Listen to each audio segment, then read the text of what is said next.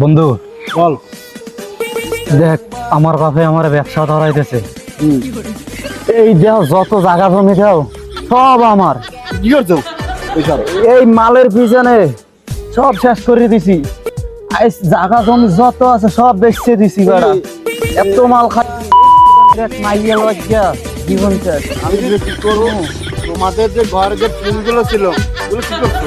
সব বেচতে দিছি। আমার বাপে আমার এখন ঘর দিয়ে বাইর করে দিয়েছে মালের। এই যে মাল খাইতে খাইতে টিন একটা করে টিন বেচছো, মাল খাইছো? হ্যাঁ বেড়া। আর বেটা তুই পারবি আমি কি করবো? বলছি দেখা যাচ্ছে তো দাদার সম্পদ না?